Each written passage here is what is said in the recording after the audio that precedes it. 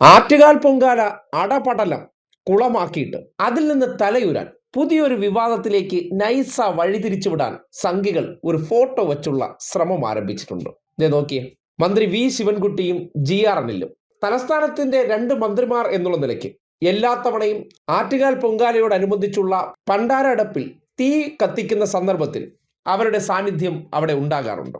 അത് ആദ്യമായിട്ടല്ല, കഴിഞ്ഞ 5 വർഷമായിട്ട് ഇതേ കാഴ്ച അവിടെ സംഭവിക്കാറുണ്ട്.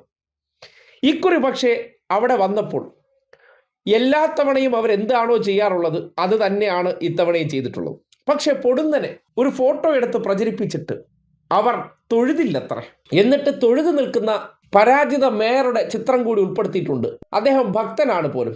ഭക്തന്റെ കഴിവെന്താണെന്ന് ആറ്റുകാൽ പൊങ്കാലയ്ക്ക് നാട്ടുകാർ ഓരോ കാഴ്ച കണ്ടുകൊണ്ടിരിക്കുകയാണ്.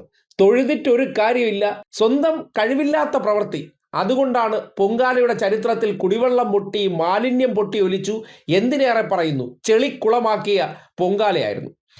പക്ഷേ ഇവർ ഈ കൈ തൊഴാത്ത കാര്യത്തെക്കുറിച്ച് ശിവൻകുട്ടിയുടെയും GR അനിലിന്റെയും ഫോട്ടോ വെച്ച് പ്രചരിപ്പിക്കുമ്പോൾ അവരവിടെ നിന്നാൽ മതിയെന്ന് അവർ പ്രതിനിധീകരിക്കുന്ന രാഷ്ട്രീയ സംഘടനയ്ക്ക് വിവിധ പോഷക സംഘടനകളുണ്ട്.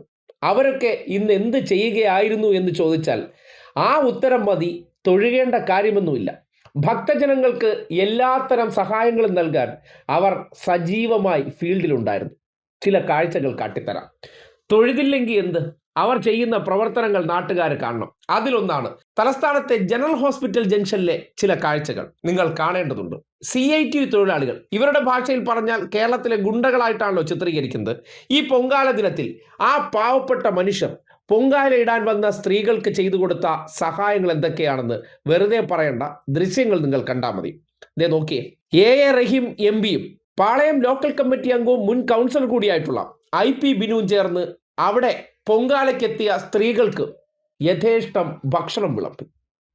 ദൃശ്യം കണ്ടേ, സാധാരണക്കാരായ പാവപ്പെട്ട തൊഴിലാളികളാണ്.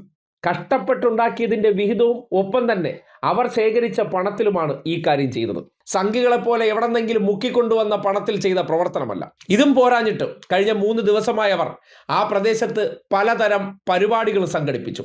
ഒപ്പം തന്നെ അവർ ഒരേ യൂണിഫോമിറ്റിയിൽ രാഷ്ട്രീയമെല്ലാം മാറ്റിവെച്ച് പൊങ്കാല അർപ്പിക്കാൻ വന്ന ഭക്തർക്ക് എല്ലാ കാര്യത്തിലും സഹായവുമായി ഓടിയെത്തി. ഇതറിഞ്ഞാണ് രാജ്യസഭാ MPയും DYFI അഖിലേന്ത്യാ പ്രസിഡന്റ് കൂടിയായിട്ടുള്ള റഹീമും അവിടേക്ക് ഓടിയെത്തിയത്. DYFIയും അവിടെ ആക്റ്റീവായിട്ട് രംഗത്തുണ്ടായിരുന്നു. ഇതും പോരാഞ്ഞിട്ട് ചില കാഴ്ചകൾ കൂടിയുണ്ട്.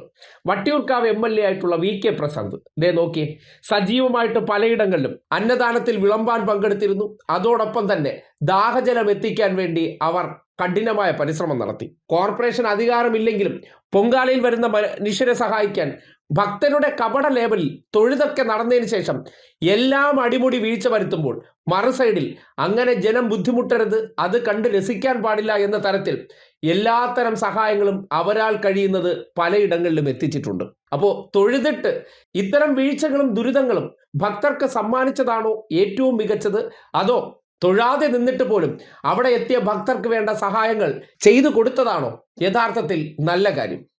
ഒരു കാര്യം മാത്രമേ അതിന് സംഘപരിവാറുകാരോട് ഉപദേശിക്കാനുള്ളൂ. ശരിയായ മാനവസേവയാണ് യഥാർത്ഥ മാധവസേവ.